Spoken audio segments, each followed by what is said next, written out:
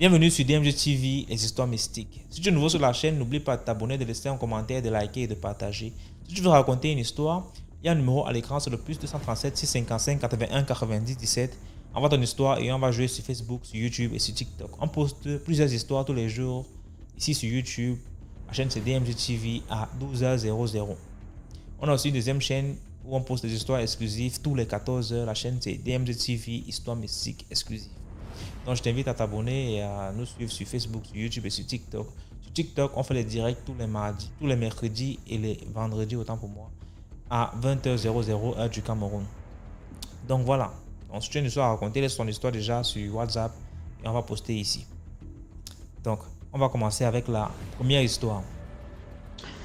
Bonsoir, j'espère que ça va. Donc, je reviens encore avec une autre histoire. Et celle-ci, elle concerne ma tante, ma défunte tante. La morale de l'histoire, c'est de parler aux parents. Lorsque ton enfant te dit, maman, je ne me sens pas bien dans le mariage, ça ne va pas. La moindre des choses, c'est d'écouter son enfant et libérer l'enfant. Il ne faut pas obliger l'enfant ni demander à ce que l'enfant reste dans un mariage qui ne va pas. C'est l'enfant qui subit et c'est l'enfant qui sait ce qu'elle voit en fait. Donc voici pourquoi on parle et elle dit elle ne veut plus de mariage. Donc l'histoire, c'est l'histoire de ma tante. Ça remonte en 2011. Ça remonte en 2009. En 2008. Voilà. En 2008. Donc, en 2008, j'ai perdu ma tante. Et l'origine de sa mort était vraiment mystique. Donc, un jour, ma tante, elle ne se portait pas bien. Elle ne dormait pas bien la nuit. Mais pendant un bon bout de temps, je pense que ma tante avait commencé à voir des choses. Et mon oncle, le mari de ma tante à cette époque, son mari était allé dans une confrérie, je pense que c'était la Rose-Croix. Mais en rentrant, puisqu'il était militaire, en allant dans la Rose-Croix, il ne savait, c'était son ami qui l'avait emmené, il ne savait pas que c'était une secte au fait. Donc, arrivé là-bas, on l'a demandé de donner sa femme. Il n'était pas vraiment d'accord là-dessus. On a dit soit c'est toi, soit c'est ta femme. Donc, vu que tu es déjà entré ici et tu as déjà tout vu, tu dois nous donner ta femme. Donc du coup, lui, il a accepté. Il a donné le nom de ma tante et tout. Ma tante, lorsqu'elle dort la nuit, elle remarque que ça ne va pas. Elle dort, elle voit des choses bizarres et tout et tout. Elle appelle ma grand-mère. Elle dit ma grand-mère d'où je suis ici, ça ne va pas. J'ai l'impression que tout a changé. J'ai l'impression que mon mari est comme ça. Ma tante, elle a commencé à se plaindre chez ma grand-mère que tout n'allait pas. Tout n'allait pas vraiment. Et ma grand-mère, elle a commencé à menacer ma tante en disant, tu dois rester en mariage. Hein? Tu vas partir pourquoi? Du tout et tout et tout. C'est un bon mari. Si tu reviens, si tu ne restes pas chez moi, tu te débrouilles. Tout. Ma grand-mère, elle a vraiment très mal parlé à ma tante. En disant que si tu refuses ton mari, puisque ma grand-mère elle est en province et ma tante elle était en capitale. Donc elle a dit si tu quittes ton mari, tu ne viens pas chez moi. Je ne vais pas t'accueillir chez moi. Elle a commencé à mal parler à ma tante et tout. Et ma tante elle était obligée de subir vraiment. Maintenant après une semaine, les semaines qui ont suivi, ma tante a commencé à tomber malade. Ça n'allait pas vraiment. Tout le temps, elle était malade. Et là, l'aînée la premier enfant de ma grand-mère décide de monter en capitale pour aller aider sa soeur, puisque d'où ma tante elle avait 3 filles. Elle avait 3 filles et on a su après son décès qu'elle était aussi enceinte. Donc, elle monte sur la capitale pour aller aider sa petite sœur, puisqu'elle était malade. Donc, et tout, ma tante, ça n'allait pas vraiment, on l'emmène à l'hôpital, on ne voit rien, on va là-bas, il n'y a rien, hôpital général, il n'y a rien, hôpital militaire et tout. Vu que ma tante, j'ai aussi une autre tante, la dernière de ma grand-mère aussi, qui est enceinte, un jour ma tante, elle fait part à ma petite tante, elle dit à ma tante que je sais que je ne vais pas vivre, mais si je meurs, je sais que tu es enceinte, tu donnes mon nom. Elle m'a dit, pourquoi tu dis ça? Tu vas vivre. Pourquoi tu veux déjà mourir? Et tout. Elle dit, non, la maladie, là, j'ai l'impression que je ne vais pas survivre. Et du coup, elle a aussi appelé ma mère. Elle a dit, ma mère, que je suis en train de mourir. S'il te plaît, il faut garder mes enfants, il faut les élever, il faut machin. Elle a donné quelques consignes à ma mère avant de mourir. Donc, 3 jours après, elle est décédée. Et le même jour qu'elle décède, ma tante, ma petite tante aussi accouche d'une fille. Donc elle donne aussi le nom. Donc les funérailles se passent bien. Le corps a été envoyé en province. Donc on a reçu le corps, on a pleuré et tout et tout. Sauf que ma tante, elle venait pleurer en rêve. Donc on avait l'impression que sa mort n'était pas naturelle. Ma grand-mère, elle a décidé de ne pas laisser tomber. Elle a dit non, non, cette affaire-là n'est pas normale. J'ai l'impression que ma fille a été tuée. Donc, ma grand-mère décide d'aller voir les tradipraticiens. Et lorsqu'elle arrive là-bas, on lui fait comprendre que, oh, mais la personne qui a tué ton enfant, c'est son mari en complicité avec son cousin. Donc, en même temps, lorsque ma tante elle est en Provence, elle avait pris son cousin, l'enfant de l'oncle de ma mère, donc son fils, donc celui qui faisait son cousin. Donc, elle avait pris mon oncle qui est enseignant, elle aidait à faire tout et tout. Il était à l'université, donc elle aidait et tout, dans les études et tout. Donc, c'était lui qui était en complicité avec son beau-frère. Et ce sont les deux qui se sont mis d'accord pour tuer ma tante. Donc ma tante décide au gars que faire un tour à l'envoyeur. Vu qu'ils ont fait ça, qu'ils ont fait ça à ma fille, j'aimerais que eux aussi subissent le même sort. Donc ma mère aussi était comme ça avec l'histoire. L'histoire a vraiment chauffé dans la famille. Ma grand-mère n'a pas voulu garder ça pour elle, traiter le monsieur de sorcier parce qu'après ça, le monsieur avait eu 2 enfants avec ma mère, avec ma tante plutôt. Il venait souvent de l'argent. Lorsqu'il venait de l'argent, ma mère prenait même l'argent devant lui. Elle prenait l'argent, elle mettait du sel ou bien elle déchirait l'argent, elle le jetait. J'ai pas besoin de ton argent et tout. Sorcier, assassin et tout. Mais après le gars, tout d'un coup, le gars a commencé à devenir fou. Il commençait à se déshabiller. Il ne travaillait même plus. Il commençait à se déshabiller dans des rues. On demandait qu'est-ce qu'il a. Donc, il commençait à délirer, au fait. Parce qu'il voyait nos tantes de partout, partout, partout. Heureusement, ses parents ont vu ça. Ils l'ont emmené quelque part dans un pays voisin pour aller le soigner. Donc, au final, on l'a emmené là-bas, on l'a soigné et tout. Et ma grand-mère, en retournant chez le tradipraticien a fait comprendre que je peux ramener ta fille, je peux ramener ta fille ici parce que ta fille, elle a été déclarée morte, mais elle n'est pas vraiment morte. Elle se trouve en France. Donc, c'est ce que le praticien avait dit à ma grand-mère, que ta fille se trouve en France. Si tu veux, je peux faire en sorte qu'elle revienne dans le pays où tu es.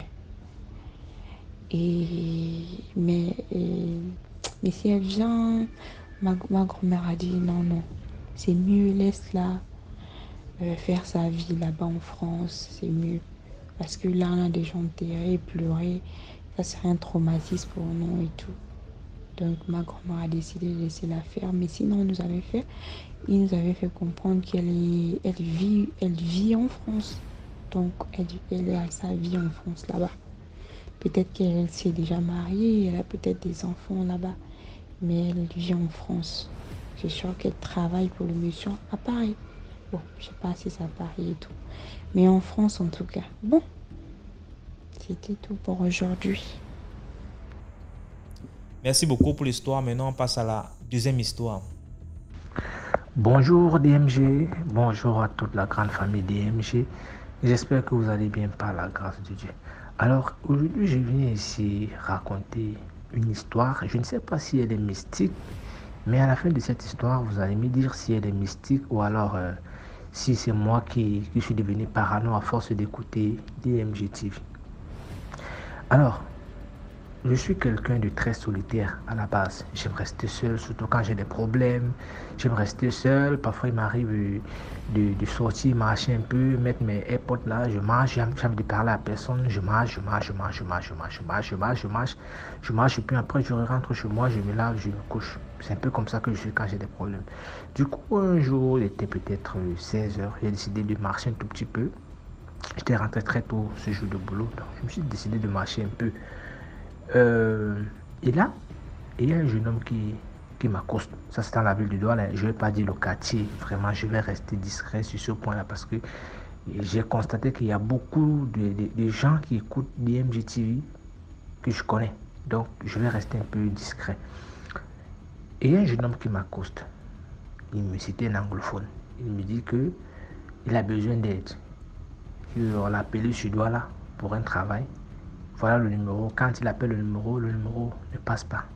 Je lui dis, attends, tu veux quoi que je te donne mon téléphone, tu appelles. Il dit non. Qu'il veut rentrer, ça fait 2 jours qu'il dort dehors dans Douala. Qu'il n'a pas mangé, il n'a pas de famille ici. Il faut qu'il rentre chez lui, mais il n'a pas d'argent. J'ai voulu sortir parce que moi, vraiment, avant que je n'écoute DMG, moi j'aidais. Voilà, j'aidais. La preuve, je suis président fondateur d'une association, la LCGS. Une association aux actions humanitaires. Donc chaque année on fait des dons. Donc c'est un peu mon comme ça, aider les gens. Avant que je n'écoute, je ne commence à écouter DMG. J'étais quelqu'un de comme ça, que si tu me vois en route, tu me dis, papa, j'ai un problème. Bon, moi, si j'ai pas, je vais te dire, j'ai pas. Mais si j'ai là, je vais pas, je te donne. Donc, je voulais sortir 5 000 francs pour lui remettre. Parce qu'il fallait qu'il rentre à bouillir. Surtout qu'il n'avait pas mangé. Il avait de l'argent sur moi. Après, un cœur m'a dit, mais tous les jours, toi, tu écoutes des affaires sur DMG là. Et toi, tu as combien de dollars comme ça? Non. Il dit que bon, tu sais ce qu'on va faire. Viens, on va partir dans un kiosque Orange Money. Je vais retirer l'argent, il ne va pas toucher l'argent là. La fille de Orange Money, elle va te donner ça elle-même. C'est ce qu'elle dit dans mon cœur. Nous sommes descendus de 20 kiosques. J'ai fait un retrait de 5 000 dans la fille. Donne 5 000. Il a donné 5 000. Il m'a dit merci, il est parti. Quand je retraverse la route pour continuer ma marche, voilà un monsieur aussi qui m'interpelle. Il me dit, mon petit, je viens de voir le geste que tu as fait là. C'est un très bon geste. Il dit merci papa. Il dit que j'aime les gens qui aident les gens comme toi. Voilà. Je suis quelqu'un, je fais dans le transport import. Et les gens comme toi là, ce sont des gens de confiance. Il dit merci papa. Il dit ok, échangeons de contact, je vais t'appeler. Bon, j'ai vu l'âge de mon papa. Je ne vois pas quelqu'un comme ça me faire du mal, surtout que j'ai fait quelque chose de bien. Et puis voilà, on dit un bien fait n'est jamais perdu. Donc moi j'ai vu ça comme ça. J'ai changé mon numéro. Et puis voilà, j'ai continué, j'ai même oublié. Un jour, mon téléphone sonne. C'est le monsieur là qui m'appelle. Je ne savais pas si c'était un numéro inconnu. Je ne savais pas. Allô, oui, mon petit, le père, c'est comment? Non, ça va, c'est moi. On parle. Il me dit non, ne m'appelle pas le père. Je vais prendre un nom par emprunt. Appelle-moi Jonathan. Il dit, je dis dans mon coquet, mais voilà un papa qui a l'âge de mon papa. Moi, il ne peut pas l'appeler Jonathan. Moi, je ne peux pas. Je vais seulement l'appeler papa. Il dit non, ne m'appelle pas comme ça. Appelle-moi Jonathan, je ne veux pas papa. Ok, je m'efforce à essayer de l'appeler comme ça, malgré moi. Après ça, un jour, il me dit qu'ok, dimanche, je serai non loin de là où on s'est vu. Je ne sais pas si tu es dans les alentours pour qu'on se voie. Je lui dis ok, il n'y a pas de problème. Le dimanche là, vers 14h, il m'appelle, il me dit ok, je suis libre, est-ce qu'on peut se voir? Je dis ok, j'arrive. Quand j'arrive, il commence à me dire, parce que je vais un peu prendre son accent anglophone, parce que c'était aussi un anglophone. Il dit, mon petit, tout est mignon, hein? Tout est mignon. Si j'étais une femme, j'allais te draguer. j'allais te draguer. Je ris sur le champ, voilà, ça me fait un peu rire. Je lui dis, mais Jonathan, tu n'es pas une femme. Je ne vois pas pourquoi tu vas prendre ce genre de supposition. Tu ne peux pas te changer en femme. Voilà. Il dit, non, vraiment, tout est mignon, vraiment, tout est très mignon. Je dis que merci, mais arrête, moi, j'aime pas qu'un homme me dise ça. C'est une femme qui me dit ça. Il dit, non, quand quelqu'un est mignon, il faut lui dire qu'il est mignon. Ok. Après, je lui dis que bon, tu m'as alors appelé. Pourquoi? Il dit que ok. Je suis pour donner toi good job, un bon travail. Je dis que moi je ne cherche pas le travail. Actuellement là je cherche pas le travail. J'ai mon travail là vraiment, je suis bien dans ça. Il dit non, ça ne peut pas t'empêcher de faire toujours ton travail. Le travail là ce n'est même pas un travail que tu vas faire tous les jours, mais c'est un travail qui donne beaucoup d'argent. Je dis que ok, c'est alors qu'elle travaille comme ça. Il dit que moi je suis pour être en contact avec les femmes qui ont beaucoup d'argent, que les enfants sont dans les Amériques, dans les Angleterre, dans les France, partout dans le monde, qui sont pour travailler dans les banking, qui sont beaucoup d'argent, que l'autre le mari il est mort. Je dis que moi mon travail alors c'est de faire quoi dans tout ça? Moi je ne comprends pas. Il dit que non, le soir quand tu vas rentrer, tout partir dans les toilettes, tout mettait un film pour adultes, c'est ce qu'il voulait dire. Tout mettait un film. Maintenant, tout faisait que ta zizette, que tout faisait que ça s'est levé. Et puis, tu prenais 3 photos, tu m'envoyais sur mon WhatsApp. Maintenant, quand tu m'envoyais comme ça, là, moi, je vais mettre dans le groupe de WhatsApp là-bas. Là. Quand maintenant, les femmes, là, ils vont voir ça. Ils vont choisir. Et puis, ils vont demander ton numéro. Je vais donner ton numéro. Il dit que moi, d'abord, je ne me filme jamais devant une caméra. Jamais, je ne fais jamais ça. Je ne me mets jamais nu devant une caméra. Si je me mets nu, que je me vois, c'est que c'est sur un miroir. Et c'est dans la chambre, dans la maison. Hormis ça, jamais la vie, je ne fais ce genre de truc. Il dit que non, tu ne montrais pas ton visage. Tu montrais seulement ton truc. Il dit que, Jonathan, moi, je ne fais pas ça. Il dit que, toi là, tout est compliqué. Pourquoi tout est compliqué comme ça? Il dit que compliqué comment? Toi, tu me demandes de me filmer sans caleçon, de monter. Et c'est dit que moi, il voulait d'abord faire ce genre de travail là. C'est comme ça qu'on se sépare un peu, voilà, dans la discussion. Il est vexé, il est dessus, tout ça là. Après un jour encore, on se voit, mais c'était pas pur hasard, vraiment. Je ne savais pas qu'elle le rencontrer là-bas. Il me voit, il m'appelle.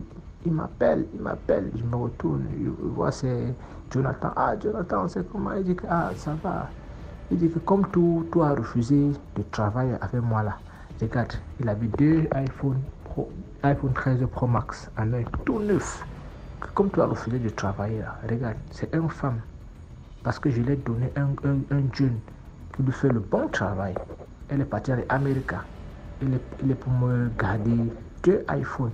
Et puis, la semaine prochaine, je vais partir dans les Nairobi.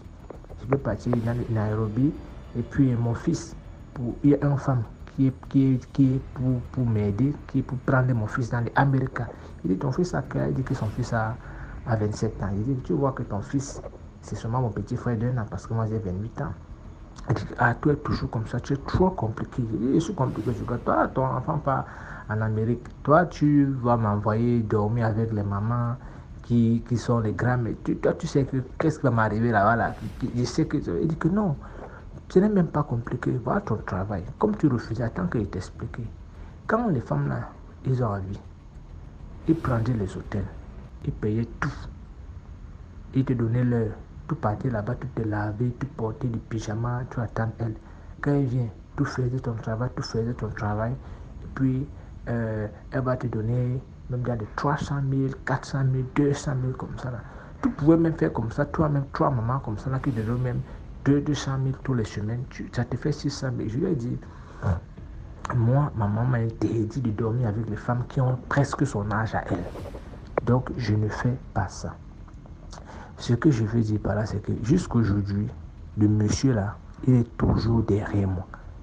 Jusqu'aujourd'hui, monsieur Jonathan est toujours derrière moi en train de me proposer les mêmes services.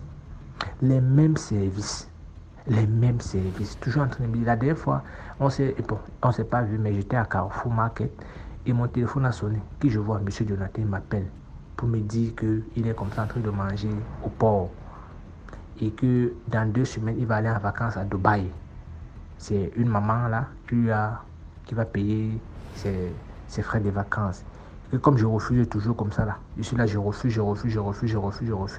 Lui, sa vie va changer et moi, il va rester toujours là comme ça là, au même pied, en train de monter, descendre, déambuler partout au quartier, tout ça là. Alors que les mamans là offrent des voitures, c'est un gars avec qui elle les a mis en contact, d'autres voyagent, d'autres ont acheté des terrains, d'autres vivent dans des appartements de luxe. J'ai dit que, papa, chacun sait comment il organise sa vie. Moi, je ne fais pas ça. Donc, j'appelle ici à la vigilance de tous les jeunes. Faites attention. Parce que si j'avais accepté, c'est qu'aujourd'hui, je porte un lourd fardeau sur moi.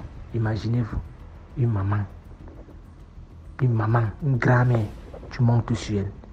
C'est vrai, tu auras l'argent sur le coup. Mais revois ta vie dans 10-15 ans. Qu'est-ce qui va t'arriver? Qu'est-ce qu'elle aura pris chez toi?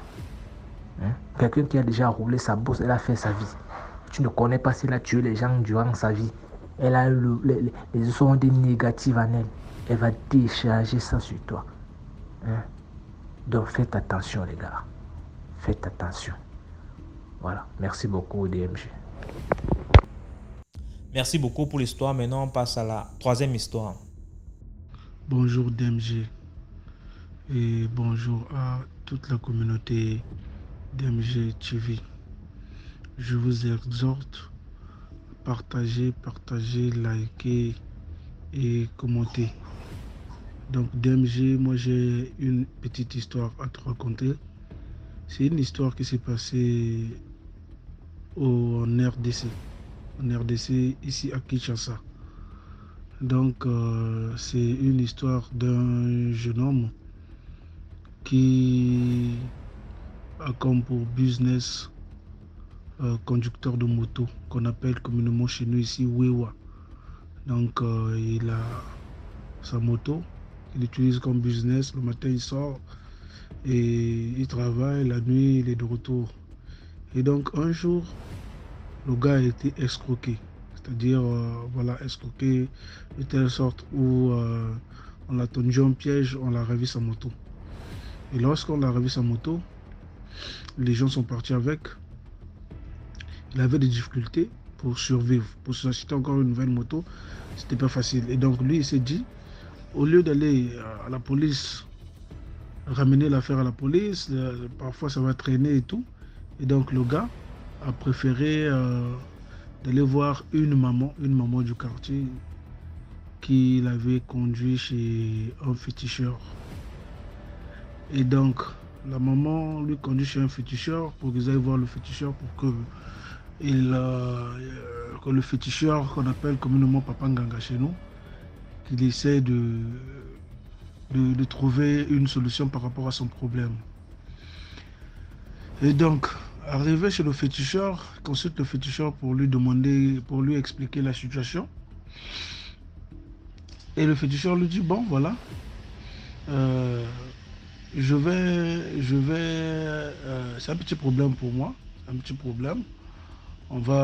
J'ai la solution par rapport à ça, mais voilà, il faudra que tu donnes de l'argent et j'aurai des trucs à faire quand celui qui a volé ta moto. Et en même temps, quand le gars arrive, on lui fait comprendre ça, on lui dit, bon ok, il n'y a pas de problème, il y aura quelques intérêts. Non, je pense que quand on a demandé de l'argent, le gars dit, bon d'accord, il n'y a pas de problème, il suffit que tu retrouves ma moto et moi je paye. Je paye pour que ça te donne la motivation de retrouver ma moto. C'est-à-dire de retrouver la personne qui a volé la moto. Et c'est en ce moment-là que la dame et lui, ils sont repartis le temps que le féticheur fasse son travail. Et quand ils sont repartis, le gars par la suite repart encore chez le féticheur et il trouve une autre idée. Il va voir le féticheur pour lui dire que ça ne servait pas de retrouver, comment on appelle ça, le gars, c'est-à-dire le voleur, mais plutôt qu'il tue tout simplement celui qui avait volé sa moto, donc le voleur, afin que lui parvienne maintenant à travailler euh, je ne sais pas s'il faut dire avec le sang de la victime, s'il faut dire ça comme ça. C'est-à-dire, c'est comme si lui maintenant sacrifiait le voleur de sa moto. Et donc, le féticheur aussi accepte, il dit que ça, c'est un petit problème, c'est un petit problème que je peux faire. Mais à une condition, euh, je vais te donner des trucs, je vais te donner quelques trucs, genre, je sais pas s'il faut appeler ça des talismans, hein, des petits trucs, euh, ben, faire attention à ça pour que ça ne se mouille pas. Et donc, il lui donne ça tout le temps, il faut commencer à te balader avec. Quand tu lui donnes ça, il attache, il dit, il faut mettre ça dans ton caleçon. Et le gars prend le truc, il le met dans son caleçon. Et quand il met ça dans son caleçon, il part. Et donc, je disais tantôt, bien avant, quand il vient avec sa maman, avec la dame qui lui avait emmené chez le féticheur, donc la dame, lui, le papa Nganga, le féticheur, lui dit, non, euh, non seulement tu donnes l'argent, mais tu aurais des interdits. Des interdits, c'est ne pas manger tel poisson, tel poisson, tel poisson. Et donc, le gars accepte. Et donc, il s'est mis à partir avec la dame.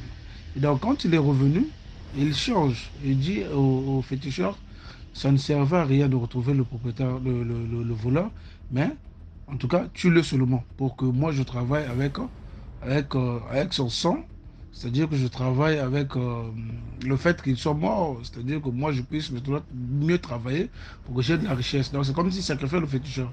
Donc quand le féticheur accepte à son tour, et, euh, et il lui donne maintenant le truc là. Hein. Je ne sais pas si c'est des trucs travaillés, si c'est des fétiches, je ne sais pas quoi. Qu'il lui demande de garnir soigneusement et de mettre ça dans son sous-vêtement, hein, dans son caleçon. Je ne sais pas s'il faut appeler ça caleçon, sous-vêtement. Bon. En tout cas, prenez un lycéen. Et de se promener avec. Et le premier jour, le deuxième jour, le troisième jour, ça marchait. Mais il s'y aide à signaler que ces temps-ci à Kinshasa, il y a des pluies. Et lui, on lui avait demandé à ce que le truc ne puisse pas se mouiller. Et donc, une fois il est sorti pour travailler, il y a eu une grande pluie. Et le gars s'est mouillé avec. Et quand il s'est mouillé, il s'est précipité pour vite rentrer à la maison. Quand il est arrivé à la maison, il a enlevé le truc. Et qu'est-ce qu'il remarque? Il remarque au niveau de son sexe avait disparu. Le sexe avait disparu, donc son sexe avait disparu. Et c'est là où le gars euh, se rend à la police, au commissariat, non, au commissariat le plus proche de son quartier, pour aller porter plainte, pour aller expliquer au fait la situation. Lui va expliquer la situation et il porte plainte contre la dame qui lui avait emmené chez le féticheur. Et la police débarque chez la dame, prennent la dame, le ramènent au commissariat pour des questions. Et là, il essaie de signaler que la dame explique que euh, le monsieur, c'est vrai qu'il connaît le monsieur. Le monsieur était venu le voir pour un problème de vol de sa moto. Donc, et elle avait dit, bon, il n'y a pas de souci, je connais un féticheur. Et le féticheur, il lui a conduit vers le féticheur. Et quand ils sont arrivés chez le féticheur, c'était devant lui. Et c'était pour retrouver sa moto. C'était pour retrouver sa moto qu'ils étaient partis là-bas. Mais à la grande surprise, ce qui s'était arrivé, c'est-à-dire les conditions, voilà, je pense que je vais expliquer ça comme ça, les conditions que la dame, les conditions que le monsieur, on l'avait donné dans un premier temps, c'était pas les mêmes conditions qu'il a eu juste après. Donc quand ils étaient partis avec la dame ne savait pas que le monsieur, alors, le propriétaire de la moto avait changé d'avis. Il était venu voir le féticheur. Entre eux, ils se sont accordés pour une autre chose. Donc, le problème, ça fait tapage ici à Kin. Et en ce moment où je vous parle, le problème est au niveau de la police. Et même chez eux là-bas, ils ne savent pas qui donnait tort et qui donnait raison. Et pour l'instant, bon, euh, je ne sais pas s'ils sont allés aussi arrêter le féticheur, pour ne pas dire des bêtises, ce que je connais. En tout cas, c'est ça comme histoire. Donc, la morale de l'histoire, c'est que dans la vie, parfois, lorsque nous sommes confrontés à des situations, c'est mieux parfois de faire confiance euh, à la police, c'est-à-dire aux forces armées. C'est mieux de faire confiance aux forces armées. C'est vrai que souvent, leurs enquêtes mettent du temps avec la surpopulation, avec les motos qui se ressemblent, mais tantôt c'est mieux soi-même, tu peux faire tes enquêtes, de faire ces enquêtes soi-même, et en même temps aussi de mettre la pression au niveau de la police pour qu'eux aussi, ils poussent un peu plus le bouchon plus loin. Mais quand il s'agit d'aller voir les féticheurs et tout ce monde-là, alors là, ça devient tout un autre problème. Donc c'est ça que j'avais comme histoire à partager avec vous et avec toute la communauté. Partagez, likez, commentez. Merci. Merci beaucoup pour l'histoire. Maintenant, on passe à la quatrième histoire. Commentez, likez, partagez. Bonsoir à DMG et à toute la communauté. J'ose espérer que nous allons tous bien par la grâce de Dieu. Parce que vous savez, tout ce que nous faisons, il faut toujours mettre Dieu au centre de tout. Ceux-là pour qui ça ne va pas, ne désespérez pas. Je ne cesse de le dire, Dieu fera. J'ai déjà laissé plusieurs histoires ici qui ont été très appréciées d'ailleurs. Alors j'ai le plaisir de revenir. Pour la petite parenthèse, veuillez liker, partager, commenter et vous abonner pour les nouveaux parce que nous négligeons, mais nous n'avons pas idée du nombre de vies que nous sauvons. Nous n'avons pas idée de l'impact que nous avons aujourd'hui dans les vies des gens. J'en parle parce que, pour la petite parenthèse, ce n'est pas mon histoire.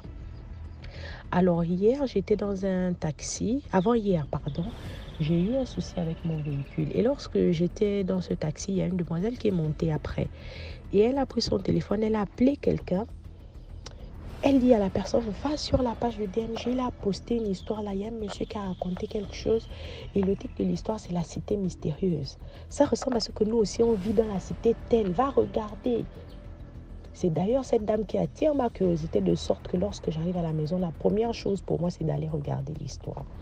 Et vous savez, c'est plaisant de voir qu'il y a des gens qui connaissent la page, qui connaissent DMG. Ça me fait plaisir. Donc, je vais rentrer dans mon histoire tout de suite. Je ne vais pas m'attarder. Je ne vais pas tirer de long en large. Alors, mon histoire est celle d'un lac. Un lac très réputé. Les Gabonais doivent connaître, surtout les Librevillois, ceux qui sont à la capitale. Le lac est situé dans le 6e arrondissement, en Nzengayon. C'est le lac de Nzengayon. Beaucoup de Gabonais vont connaître. Alors, ce lac a une grande renommée pour les histoires assez mystérieuses et sordides. Donc, contextualisons d'abord la chose. Lorsque l'on revient du rond-point de Nzayon, pour les Gabonais, pour ceux qui connaissent, lorsque l'on revient du rond-point de Nzayon et que l'on veut aller vers le fromager, le lac est situé sur la gauche. Et sur la droite, en face de la ruelle du lac, il y a une ruelle qui donne sur l'arrière de la cité du rond-point de Nzengayon. Vous voyez? Donc, net, nous qui sortons de la cité, lorsqu'on se met à l'entrée là, on voit en face net, il y a l'entrée du lac, donc on voit directement le lac. Il y a le goudron qui nous sépare au milieu. Donc il n'y a qu'à traverser la route, marcher sur à peu près 200 mètres, sinon 100 mètres, si je ne m'abuse, et on voit le lac. Donc à l'époque, lorsqu'on traversait la ruelle, lorsqu'on sortait de notre ruelle et on traversait la route, la première grande concession, c'était une énorme concession. Donc, la première concession là, c'est l'histoire que je vais vous raconter concerne l'enfant qui habitait dans cette concession. Croyez-le ou non, l'histoire que je vais vous raconter est réelle. On ne me l'a pas racontée, je l'ai vécue. Aujourd'hui, je vous dis, allez vérifier la véracité de mes propos chez les gens qui ont habité aux alentours du lac, sinon qui ont habité dans Zengayon et qui ont aujourd'hui plus de 35 ans, sinon minimum 35 ans, parce que au moment des faits, moi j'avais 15 ans et aujourd'hui j'en parle, j'ai un peu plus de 35 ans. Donc ceux qui ont 35 ans révolus, sinon 35 ans et qui ont habité dans les alentours connaissent cette histoire. Ou alors il y a peut-être des jeunes à qui on a raconté cette histoire. Parce que le jeune dont je vais vous conter l'histoire vit aujourd'hui. Que vous le croyez ou pas, il vit, il est bien vivant. C'est un témoignage palpable. Alors, comme je disais, lorsque l'on traversait la ruelle de la cité, il y a la grande concession en question. Donc, l'avant de la concession, les garçons de notre cité, nous à l'époque, avaient placé des poteaux. Parce que c'était vraiment vaste, avaient placé des poteaux où ils venaient jouer au ballon. Donc, c'était devenu un stade. Pourquoi? Parce que le dernier fils de la dame ou de la propriétaire de la concession aimait jouer au foot. Donc, il avait placé des poteaux avec ses amis où il jouait. C'était devenu un grand stade où les gens des abords venaient jouer. Et vous voyez, la concession est grande et un peu au bout de la concession, il y a une maison. La maison était, le sous-bassement est en dur et la maison est faite avec des bois. Je veux dire, en bois avec une toiture, on va dire une maison en demi-dur. Maintenant, sur l'arrière de la maison, il y avait à peu près 15 mètres entre la maison et le lac. Vous voyez un peu le dessin. Excusez-moi d'être longue dans les détails. J'ai envie de vous contextualiser la chose pour que vous soyez dans le récit. Alors, le lac même, lorsque moi je suis arrivée dans la cité, habitée dans la cité, j'étais très petite, je devais avoir dans les 7 ans, 6 ans. Et au moment où moi je suis arrivée dans la cité, ce lac-là, on le voyait, c'était une carrière de sable. Moi, je n'ai pas été au début quand c'était la carrière, mais quand je suis arrivée, c'était toujours la carrière, à ce moment, c'était encore une rivière. Parce que les engins continuaient de venir, mais les engins s'arrêtaient au bord et raclaient toujours le sable. Vous voyez un peu. Donc, au fil du temps, au moment des faits, j'avais déjà 15 ans. C'était maintenant devenu un lac. C'est quitté de rivière à lac. Bien. Je vous dis, dans ce lac, il y a des vies. Je dis, dans le lac, il y a des vies. Je ne sais pas si ce sont des vies humaines. Je ne sais pas quel type de vie. Des vies mystiques. Mais il y a des vies. Les engins qui creusaient la carrière à l'époque sont à l'intérieur. Là, il y a une cité, il y a des gens qui vivent dans le lac. Je vous parle de quelque chose de vrai et de sérieux. Oh là là. Bien. Donc, il y avait un jeune gars là, il y avait une dame qui avait 4 garçons. Elle avait 4 garçons. Le dernier, je vais l'appeler Benjamin, vu que c'est le dernier. C'est un nom d'emprunt. Elle avait 4 garçons. Et cette dame, on va dire même le lac les appartenait parce qu'ils sont partis de là, ils n'habitent plus là. Le lac les appartenait vu que c'était la concession de la dame. C'était une grande concession qui s'étendait sur un peu plus de 2 hectares. Vous savez, les premiers habitants dans les quartiers, dans les zones là, on va dire quoi, ils s'accaparent des terrains. Sinon, ils ont acheté le plus grand nombre de terrains. Vous savez, à l'époque, ça coûtait rien. Donc, c'est cette dame qui avait fait louer la carrière, l'endroit là, aux Chinois, aux Français, je ne sais plus trop. Les gens qui viennent creuser, les entreprises qui viennent creuser le sable, c'est cette dame qui avait fait louer à ces gens-là la carrière et ils lui reversaient de l'argent. Donc, on va dire que c'était pour elle. Et au fur et à mesure, il lui met un lac. Donc, Benjamin, c'était l'un des plus proches amis de mon mari. Parce qu'aujourd'hui, je suis mariée avec cet homme-là. On s'est rencontrés au moment des faits. Il me faisait la cour. Il y avait à peine 2-3 mois. Et j'avais 15 ans tout au plus, sinon 14 ans. Benjamin était son ami. Et à cette époque, nous étions tous au lycée de Mbélé. Vous voyez, le lycée de Mbélé, c'est un lycée très, très réputé, de grande renommée dans Zayon, sinon même dans le Gabon. Donc, nous apprenions là-bas. Moi, j'étais en classe de 5e, je crois. Mon mari, il était déjà au 2e cycle. À l'époque, il me faisait la cour. Et mon mari, on restait tous dans la cité. Lui, il était chez lui. Moi aussi, je restais chez moi. La cité, c'était des portails et des portails. Benjamin, lui, restait l'autre côté, en face du goudron. Donc, la maison où il y a le lac dont je vous parle là. Alors, un jour, alors que je revenais de l'école, il y a une de mes amies, parce qu'eux, ils étaient au 2e cycle, ils étaient sortis un peu plus tôt. C'était un samedi. Ils étaient sortis des cours un peu plus tôt. Moi, j'avais appris jusqu'à à peu près 14 heures. Lorsque je sors de l'école, j'arrive à la maison. Il y a une de mes amies qui vient à la maison qui me donne une lettre. Avant, on n'avait pas de téléphone. Et elle me donne la lettre. Sur la lettre, il y avait un mot de mon mari qui disait « Viens me retrouver au stade ». Parce que j'allais souvent, vous savez, les stades, il y a un lieu de petits rendez-vous où on va souvent regarder nos copains jouer au foot et tout. Donc, on avait rendez-vous ce jour-là. Et lorsque je finis de me laver, manger et tout, lorsque je sors à peine par l'arrière de la cité où je vous dis, l'entrée là, je suis encore de l'autre côté de la route. Et comme je vous dis, on voit, même jusqu'aujourd'hui, lorsque tu es de l'autre côté de la route, tu vois le lac. Donc, je vois une foulée de monde de l'autre côté de la route. Je prends peur, je me dis, il y a quel problème? Et là, dans mon esprit, je me dis, c'est probablement pour ce problème que mon mari me dit de venir le trouver au stade. Je traverse en panique. Mon premier réflexe, c'est de chercher mon mari. Je le cherche et tout, je ne le vois pas. Mais je me mets un peu en hauteur parce qu'il y avait un petit pont sur le côté. Je me mets un peu en hauteur et je l'aperçois aux premières loges, donc à l'avant du lac. Là, je me faufile, je vais le trouver. Je demande qu'est-ce qui se passe. Il me dit, Benjamin vient de se noyer. Je dis, mais non, tu es en train de blaguer. Il dit, si, Benjamin vient de se noyer. Et là, j'étais terrifiée. Il y avait du monde. Je lui pose la question, mais qu'est-ce qui s'est passé? Il a fait comment pour se noyer? Parce que nous, on se lavait là, nous tous. Hein. Je vous assure, au moment des faits, je vous dis, c'était devenu un lac, mais un lac très profond. C'est-à-dire, dès que tu mets les pieds dans le lac direct, c'est profond, on est dans les 6 mètres, 7 mètres de profondeur. Et vous savez, les rivières, les lacs et tout, plus on avance, plus la profondeur augmente. Et ce lac est très, très profond. Donc, nous, à l'époque, quand on finissait de jouer, quand les garçons finissaient de jouer et tout, on allait et on se lavait dans le lac. On se lavait et tout, les baignades d'enfants, vous savez. Donc, ce jour-là, eux, ils ont fini de se laver. Moi-même, je me suis lavée là-bas une fois. J'ai un très, très mauvais souvenir de ce lac. Et ça, c'est une histoire que je viendrai vous raconter plus tard. Alors, ce jour-là, il me dit qu'ils ont fini de se laver. Et ils ont fini de jouer au foot. Et ils sont allés se baigner. Donc, derrière la maison de Benjamin, où il y avait le lac. En se baignant, mon mari s'est baigné et tout et tout. Et puis, il s'est assis au bord. Il s'est assis au bord du lac.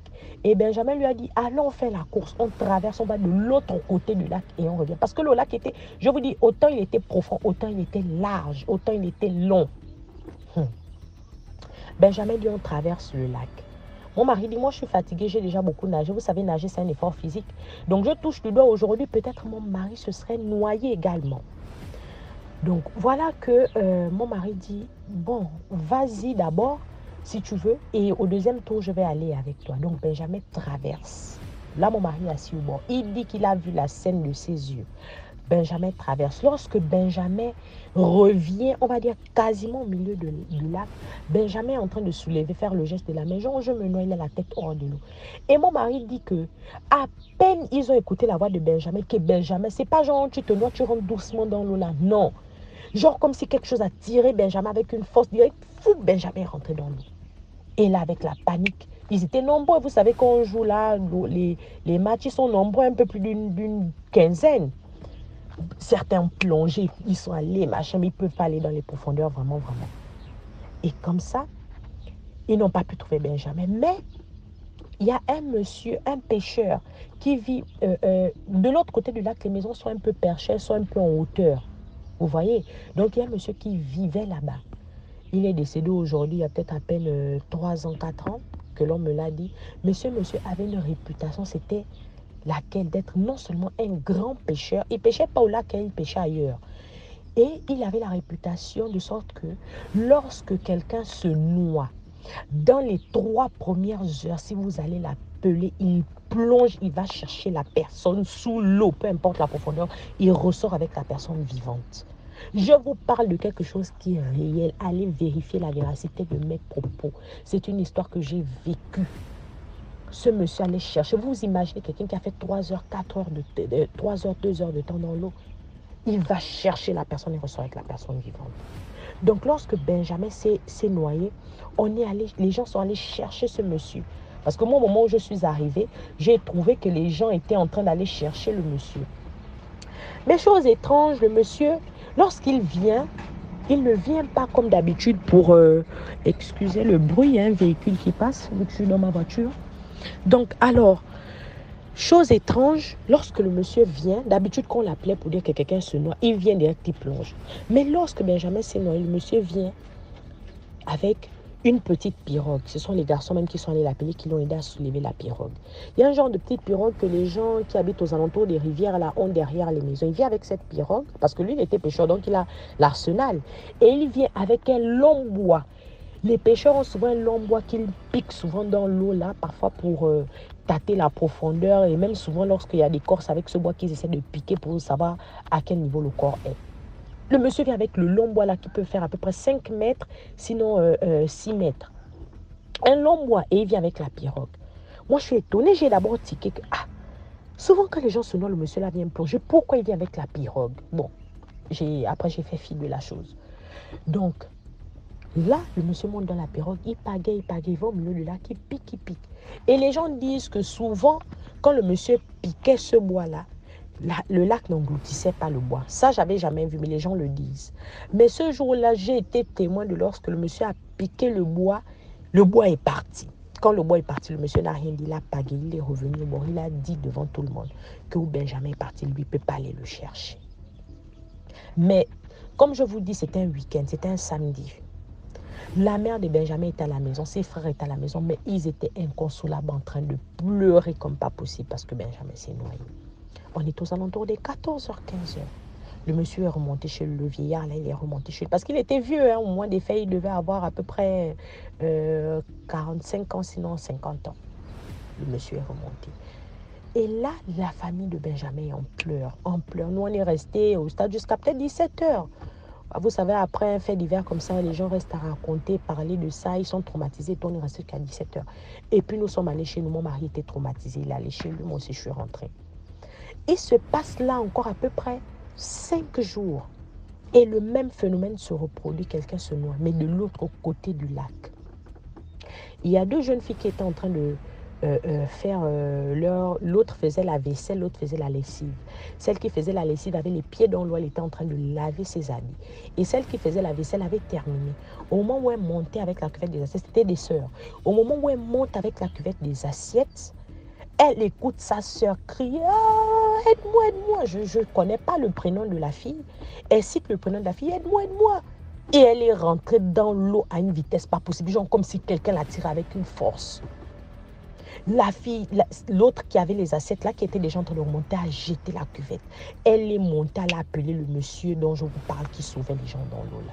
Lorsque le monsieur revient, le même scénario avec la pirogue, le bois, il dit que lui, il ne peut pas, il a essayé de chercher, il dit qu'il ne peut pas aller sauver la fille là où elle est partie.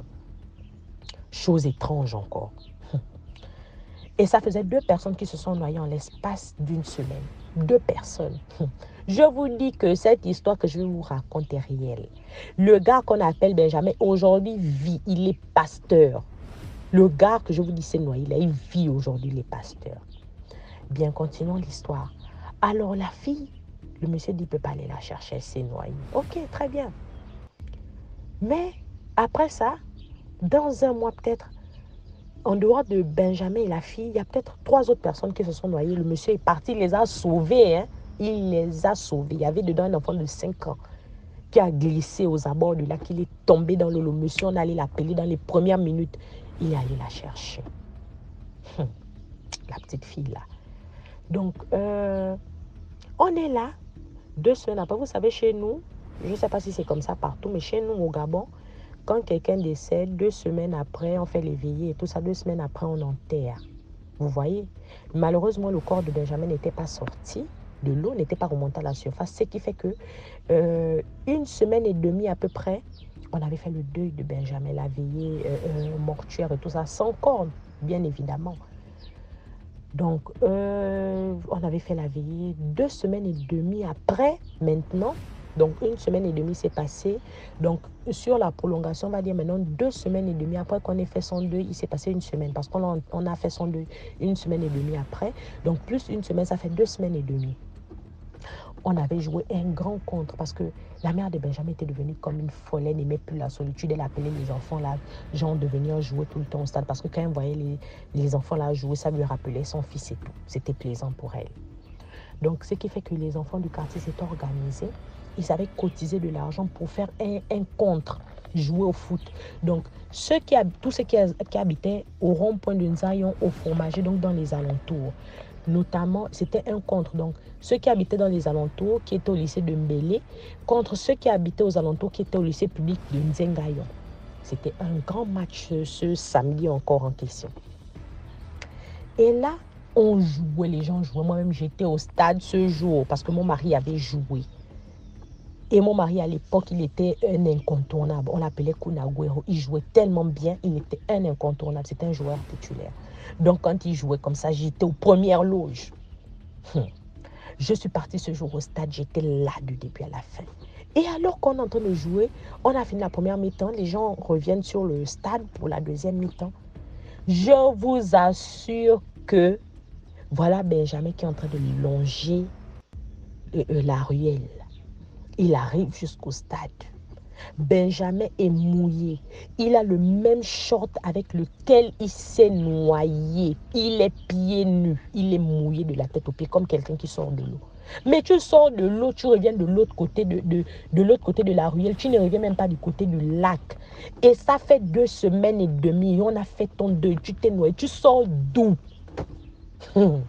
Je vous dis quelque chose qui est vrai. Je vous raconte une histoire vraie. Les gens étaient paniqués, les gens ont fui. Même mon mari m'a attrapé la main, il m'a dit non. Je vais me donner un emprunt, par exemple. Carole, allons, pardon. Il avait peur de son propre ami. Les gens ont fui. Et nous, on allait se mettre de l'autre côté de la cité. La mère de Benjamin, tellement les gens criaient, elle est sortie. Quand elle voit son fils, elle est tombée. Elle a embrassé son fils. Oh, elle pleurait de joie. Et là, nous, on a regardé, on s'est dit, mais attends. Si sa mère l'embrasse, c'est que c'est pas un démon, c'est pas un sorcier. Et là, on est venu, on regardait Benjamin, tu vas bien. Mais il était comme hébété. Il parlait même d'une manière bizarre. Vous savez, quelqu'un qui est un peu étourdi, qui sort vraiment de... Je sais pas, il sort de loin, il est étourdi et tout ça. Et Benjamin n'apprenait maintenant plus dans notre lycée. Il était maintenant à la maison. Parce que vous savez, ces choses-là, c'est un préjudice moral. Hein. Tu vas arriver à l'école, les gens vont commencer à se moquer de toi, dire que tu es un sorcier, tu étais dans l'eau, machin, tout plein de choses. Donc cette année-là, Benjamin n'est plus allé à l'école. Il a fait année blanche. On était peut-être dans les environs de mars, oui, parce que après, c'était l'anniversaire de mon mari. Donc on était dans les environs de mars. Benjamin a fait année blanche. Il se passe comme ça peut-être encore 4-5 mois parce qu'on allait déjà en vacances. On était, je crois, en vacances ou on allait en vacances. Et voilà que la mère de Benjamin est tombée très, très malade. Benjamin était là, les gens continuaient de venir jouer au stade, mais il n'était plus vraiment dans son assiette. Il était devenu un peu comme, chez nous on dit, elungué. Genre, il était un peu toc-toc. Il avait perdu certaines de ses facultés. C'est-à-dire quand tu discutes avec lui, tu sentais quelqu'un qui était dans les vapes. Et là, la mère de Benjamin est tombée très malade, très très malade. Lorsque la mère de Benjamin tombe malade, il y a des gens qui viennent prier pour elle parce qu'elle va à l'hôpital, on ne trouve pas de solution et tout. Il y a des gens qui viennent prier pour elle et tout ça. Et ces gens-là, lorsqu'ils viennent prier pour elle, ils lui disent qu'elle doit parler, elle doit se confesser. Confesser comment? Elle doit se confesser. Et elle doit se confesser devant plusieurs personnes. Mon Dieu, quelle histoire. Se confesser de quoi encore? On est tous étonnés. Et là, moi, je n'étais pas, hein, mais ma maman me dit qu'elle était le jour de la confession. Ah là là, le jour de la confession, la mère de Benjamin parle. Elle explique. Hein, et elle prend à témoin son fils. Mais donc, ce jour-là, Benjamin témoigne des faits. Elle explique qu'elle a signé un accord, un pacte lourd avec les génies qu'elle a fait implanter dans le lac. Parce que les gens à qui elle a loué la carrière, il y avait du sable à non point fini. Je vous dis énormément de sable. Énormément de sable. À un moment même, ce sont les jeunes qui plongeaient, ils partaient prendre le sable au fond de l'eau avec les seaux. Ils revendaient le sable aux entreprises. Ils remplissaient des pirogues, des fûts de sable, ils revendaient aux entreprises. Donc la dame dit, quand elle a loué la concession et les gens venaient prendre le sable, ça lui donnait énormément d'argent. Donc l'accord qu'elle a signé, le pacte qu'elle a signé, c'était que des génies, sinon des entités viennent s'installer dans le lac afin que le lac ne puisse jamais tarir en sable. Vous voyez à quel point l'être humain aime l'argent jusqu'à jusqu'à mener des entités néfastes dans son environnement, là où on vit. Mais mon Dieu. Et elle dit maintenant que c'est elle-même qui a emmené ces gens-là. Et elle dit même qu'il y a une sirène qui vit dans ce lac, qui est la propriétaire du lac. Elle a signé des accords avec eux. Et aujourd'hui, c'est elle qui dit maintenant la vérité qu'aujourd'hui, il y a des gens qui vivent dans le lac. Il y a une cité dans le lac. Et il y a des vies dans le lac. Elle confesse. Et elle dit aujourd'hui, elle est malade. Pourquoi? Parce que elle s'est sacrifiée pour son fils. Elle s'est sacrifiée pour son fils. Lorsque son fils a été englouti par les eaux, elle est allée se faire initier, elle est allée chercher, comprendre pourquoi, alors que c'est elle-même qui a signé l'accord avec le lac. Pourquoi le lac prend son fils? Et c'est là qu'elle va avoir la réponse. Et le lac va lui répondre, dans son initiation, on va lui répondre que le lac avait besoin d'un superviseur, d'un chef. Et on ne pouvait pas prendre comme chef à l'intérieur, en fait, puisque je vous dis qu'il y a une vie dedans, dans le lac. C'est une entreprise dans le lac. Donc, tous les gens qui se noient, qu'on n'arrive pas à sauver, travaillent à l'intérieur pour que le sable ne puisse jamais tarir. Ils font de sorte que, puisque le lac est devenu tellement profond, les engins ont maintenant du mal à racler le sable. Donc, tous ces gens qui se noient là, travaillent. Ce sont eux qui creusent le sable, de sorte que quand les engins mettent les pelleteuses, même si la pelleteuse n'arrive pas au fond du lac, eux, ils prennent le sable, ils versent dans les pelleteuses. Benjamin a témoigné et il dit que dans le lac, quand lui il allait là-bas, il était superviseur, il était chef. C'est lui qui donnait les ordres aux gens. Toi, tu es creuseur. Toi, tu es celui, par exemple, qui prend le sac, qui met dans le seau. Toi, tu es celui qui prend le seau, par exemple, pour verser lorsque les engins mettent la pelleteuse dans le lac. Et il y a des engins même dans le lac. Ça, c'est Benjamin qui le dit, qui le témoigne. Il dit qu'il travaillait là-bas. Il dit qu'il y a des gens qui travaillent là-bas. Il dit qu'il y a des visages qu'il connaît, qu'il a vus. Des gens qui habitaient aux alentours du lac, qu'il a déjà vus sur terre, en haut. Mais quand tu sors de là-bas, tu ne sais pas exactement, tu ne saurais exactement dire que celle que j'ai vue là, elle s'appelle telle, elle habite dans telle maison. Ah, Seigneur Jésus. Mais c'est terrible. Donc, la mère de Benjamin se confesse, elle dit que quand son fils s'est noyé, elle allait chercher pourquoi son fils s'est noyé. Et c'est là qu'on lui a répondu que ce sont les accords qu'elle a signés, il fallait un chef. Et dans le moment où eux ils cherchaient un chef, c'est dans ces mêmes moments que Benjamin s'est aventuré au lac. Sinon, la première personne qu'il voulait, la personne qu'il voulait prendre comme pour aller travailler, être esclave dans le lac, c'était l'aîné, le premier fils de la dame, qui vivait là aussi d'ailleurs. Mais malheureusement, dans les temps là, l'aîné ne se lavait pas au lac. C'est Benjamin qui a eu la malchance et qui a été pris. Parce qu'il fallait le sang de la personne qui a signé le pacte avec le lac. Est-ce que vous vous rendez un peu compte de l'histoire? Oh là là, c'est terrible. Alors là, quand la dame, dans leurs choses d'initiation et tout, elle dit qu'elle s'est sacrifiée. Elle a dit, prenez, moi je vais aller travailler pour le lac. Mais rendez-moi mon enfant. Rendez-moi mon enfant. Moi, j'ai déjà mangé l'argent du lac fatigué. J'ai mangé l'argent du lac, les engins et tout ça. Rendez-moi mon enfant. Moi aussi, je vais aller travailler pour que mes enfants puissent profiter de ce bien-là. Si j'ai vendu mon esprit, j'ai signé des pactes, il faut que des générations bénéficient de cette richesse-là. Donc, moi, j'ai déjà mangé l'argent. Je préfère aller travailler maintenant. Mais pas que mes enfants meurent, parce que mes enfants doivent aussi manger l'argent de cela. C'est pourquoi la dame tombe maintenant malade. Et c'est ce qui fait en sorte que Benjamin sorte de l'eau. Benjamin est sorti de l'eau. On ne sait pas comment il a fait, d'où il sortait, comment il est sorti. Mais c'est ce qui a fait en sorte que Benjamin puisse sortir de l'eau. Parce que sa mère est allée se livrer à sa place. Oh mon Dieu! Je vous parle, j'en ai encore les frissons. Je dis que l'histoire que je vous raconte est vraie et réelle à un niveau sur tout ce que j'ai de plus cher. Et là, la maman de Benjamin l'a fait encore tout au plus, peut-être 1 mois et demi avant qu'elle ne décède. Aujourd'hui, le lac n'est plus une carrière de sable.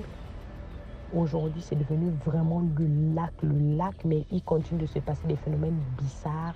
Il y a toujours la sirène là-bas, il y a toujours des choses, les gens qui connaissent le lac, les gens qui sont alentours du lac pourront témoigner. Il y a toujours des choses bizarres là-bas. Et aujourd'hui, la maison de Benjamin où ils habitaient, vous savez, les eaux s'arrangent, ça avance, ça avance, ça avance. Et aujourd'hui, la maison de Benjamin est engloutie par l'eau. C'est-à-dire, il y a peut-être 5 ans, lorsque je suis allée là-bas, j'étais allée en saison sèche et le lac avait un peu tari, les eaux étaient un peu basses. Donc, on apercevait à peine la toiture de la maison de Benjamin. Là, je vous parle d'il y a des années. Donc, aujourd'hui, je pense que même si le lac descend, on ne voit plus la toiture. Vous voyez à quel point le lac a englouti la maison. Donc, aujourd'hui, Benjamin, il vit. Il est pasteur. Il est vraiment pasteur.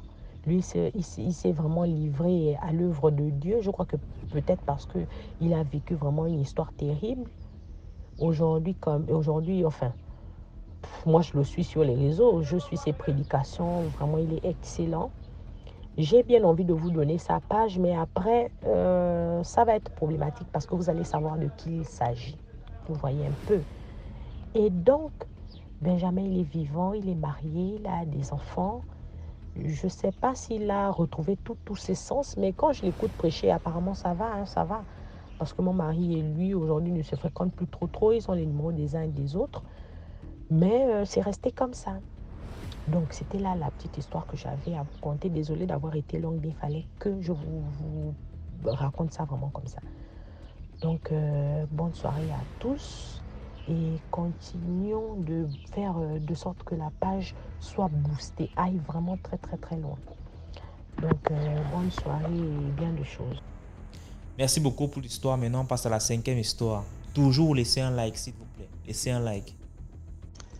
Bonjour ou bonsoir DMG et à toute la communauté.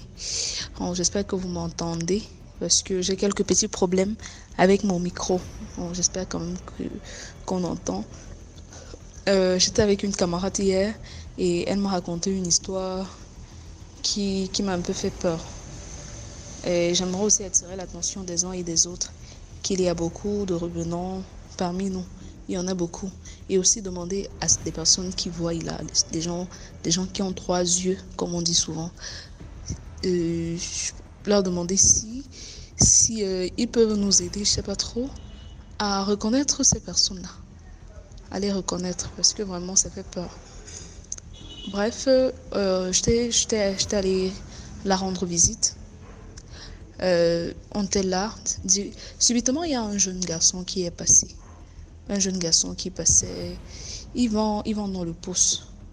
Le jeune garçon vendait dans le pouce le yaourt avec les beignets. Ouais, ici à Douala même. Le yaourt avec les beignets. Elle m'a dit que ce petit garçon passe là tous les jours. Mais chaque fois qu'elle regarde ce petit garçon, elle a l'impression que c'est un revenant. De par son comportement.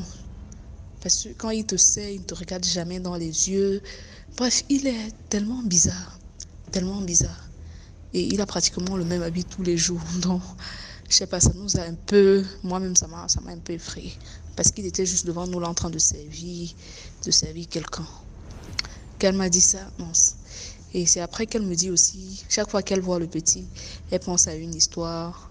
C'est l'histoire d'une jeune fille qui était à Yaoundé. Donc, une jeune fille qui a vécu au village après son BEPC, son entrée en 6e, en fait. Elle est partie dans la ville de Yaoundé. Elle a fait 6e jusqu'en terminale et ses études supérieures. Maintenant, en quittant du village, elle avait ses amis. Les amis du village, dont elle avait fait pratiquement 15 à 20 ans sans aller au village. C'est donc là, elle est à Yaoundé. Un jour, elle rencontre un de ses amis d'enfance.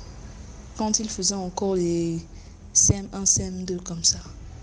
En train de vendre dans un marché parce qu'elle était allée faire le marché. C'est comme ça qu'elle appelle. Non, ça fait longtemps et tout. Ouh là là, tu es maintenant ici à Yaoundé et tout. Comment vont les autres? Bref, c'est comme ça qu'ils ont parlé, échangé. Elle a dit oui. Depuis qu'elle avait eu son CEP là, elle est maintenant ici à Yaoundé. Et lui, il est arrivé quand? Il dit non, il est là, ça ne fait que 3 mois, un truc comme ça. C'est comment? Ils ont bien changé, bien changé et tout. Maintenant, en se séparant, le gars dit moi-même, ça fait même 3 mois que je suis ici comme ça là, mais ça ne donne pas. Je suis arrivée là, on a même pris mon téléphone et tout. Il n'y a même pas la possibilité de de joindre les parents et tout, machin. Depuis que je suis arrivée ici, je n'ai appelé personne. Ils ne savent même pas si je suis bien arrivée ou pas. Ainsi de suite. Elle dit, oulala, ça tombe bien. On a organisé une réunion familiale au village et maman m'a demandé de venir. Donc enfin, je vais encore rentrer au village, voir comment le village est et tout et tout. C'est donc comme ça. Le petit garçon a dit d'accord. Le garçon dit d'accord, on se voit demain. Je ne sais pas trop. Bref, ils ont pris un rendez-vous parce qu'il a dit qu'il devait remettre une lettre à la fille pour que la fille arrive à la maison et donne cette lettre uniquement à sa mère. Donc si sa mère n'est pas là, qu'elle ne donne la lettre à personne d'autre. Elle a dit d'accord, sans souci. C'est donc comme ça. Le lendemain, il est venu, il a remis la lettre. Elle est donc allée au village. Elle a voyagé pour le village. Elle arrive au village, elle voit sa maman. Waouh, ça faisait longtemps et tout et tout. Ça faisait vraiment longtemps. Ils sont bien salués. Elle demande donc à la maman que mettre. Elle a même vu, je dirais Ismaël. Elle a même vu Ismaël à Yaoundé au marché dernièrement. Mais il a grandi, il a changé et tout. Mais apparemment, il n'allait pas bien parce qu'il avait l'air pensé. Bref, il avait l'air de quelqu'un qui était. Je ne sais pas comment je vais expliquer ça. Il n'était pas bien en fait. Sa mère dit quel Ismaël. Il dit mais Ismaël, notre ami d'enfance qui reste en haut là. Sa maman est dépassée. Sa maman dit Ismaël, tu es sûr? Tu as dit que ça fait combien de temps? Et que c'était avant-hier, maman. On s'est vu avant-hier. Non, la mère dit tu es sûr? Elle dit directement oui. Il m'a même remis un enveloppe là de remettre ça à sa maman au village. Mais la mère lui dit Ismaël est décédé. Ismaël est décédé, ça fait un truc comme 5 mois comme ça. Tu as vu Ismaël où? Tu es sûr que c'est la même personne? Il dit non mais maman, voici la lettre. Il m'a demandé de remettre ça à sa mère. Elle était tellement dépassée au fait. Elle était scandalisée, donc c'est avec un fantôme qu'elle avait parlé il y a de cela 2 jours et tout. Elle est quand même allée remettre la lettre à la maman avec la peur et tout et tout. C'est donc comme ça que la maman détache la lettre. Et il expliquait dans la lettre clairement la personne qu'il avait tuée, tout ce qu'il a eu à subir et tout et tout.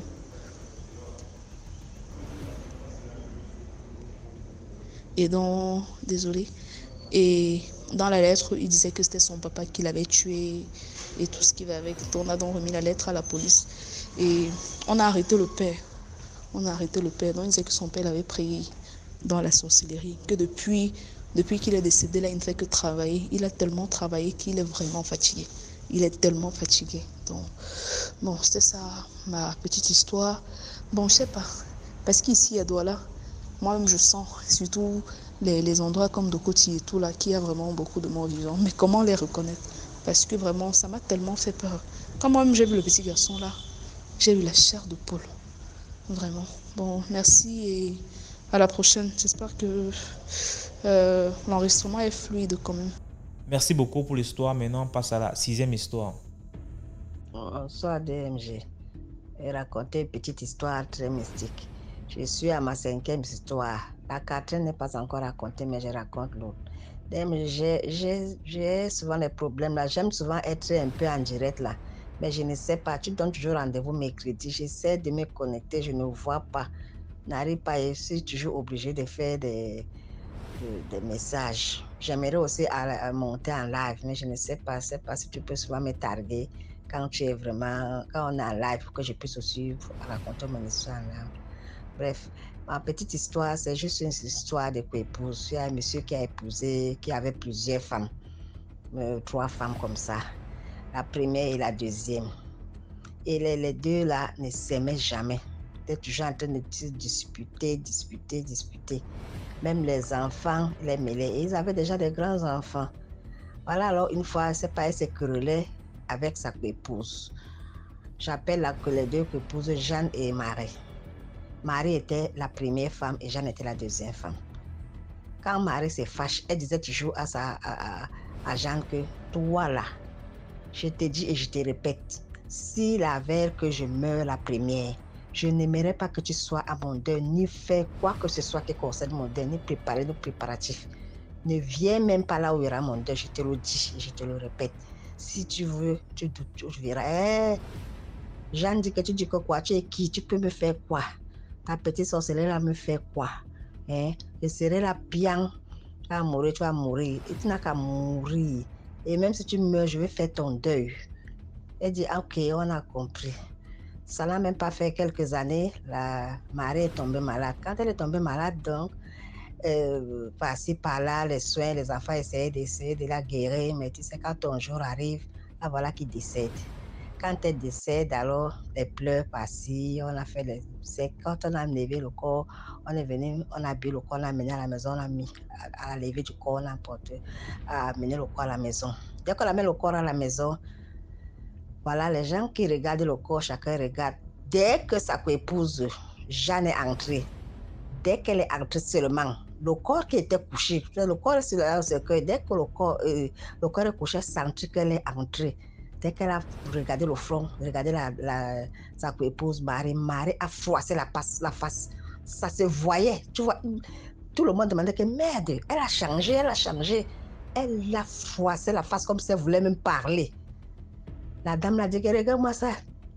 Ça qu'elle dit qu'elle ne vient pas regarder. Qu'est-ce qu'on a même mis comme ça sur le corps? Regarde, c'est les chaussures, c'est quoi ça? Ça, elle a dénigré la femme. Dénigré. Elle dit que je ne la regarde pas. Elle se fâche de ses enfants. Elle se fâche là, voilà qu'il voit sa face comme ça. Tous ses enfants l'ont fait quoi? Elle se fâche de ses enfants. On lui dit, mais on ne parle pas comme ça au cadavre. Elle dit, ah, qu'elle quitte. Elle parlait quoi, que je veux voir, il y a quoi ici sur elle. Des choses comme ça, elle insulte le cadavre. Dès qu'elle a fini de parler comme ça, là, voilà qu'il sort, elle allait en route. C'est parce qu'elle allait chercher en route.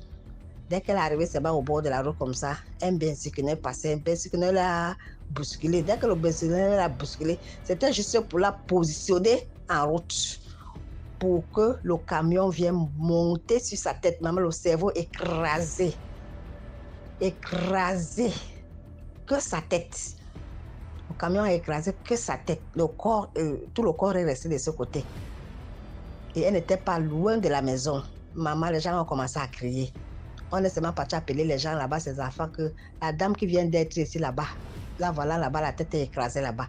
À l'immédiat, 2 corps. Donc, elle, la coépouse qui est couchée, Marie est couchée là-bas, Jeanne est en route, la tête écrasée.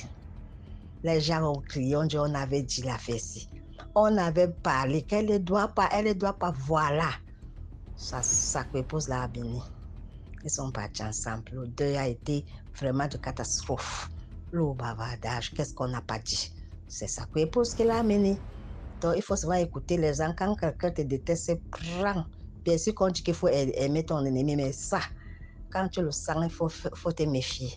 Dieu est là pour nous protéger, mais il faut prier aussi. Ces choses pareilles, il faut souvent se méfier. Tu ne sais pas qui est la personne. Personne ne sait qui est la personne. Seul Dieu qui sait. Quelqu'un peut être sorcier, tu ne sais pas. Quelqu'un peut être bon, tu ne sais pas. C'est quand la réaction se fait que tu sais que ça a été fait. Et que la personne était ce qu'on pensait. Donc, c'est ma petite histoire que je vais dire. Pardon, si je raconte mes histoires. C'est Madame Bébéki Jacqueline depuis Douala Bonamoussadi. Bye. Écoutez les histoires de DMG. Ça nous aide de tous. DMG, les histoires, ça m'aide beaucoup. Je ne tombe plus dans le tchoukin. Maman, la sorcellerie est de Opiang. Bye. Voilà, c'est tout pour aujourd'hui. Si tu aimais la vidéo d'aujourd'hui, laisse un commentaire, commente, partage, invite plusieurs personnes à venir liker et à s'abonner. Ce qu'on fait, c'est pour sensibiliser. On se prend demain pour une nouvelle vidéo. Ciao, portez-vous bien, surtout priez avant de dormir.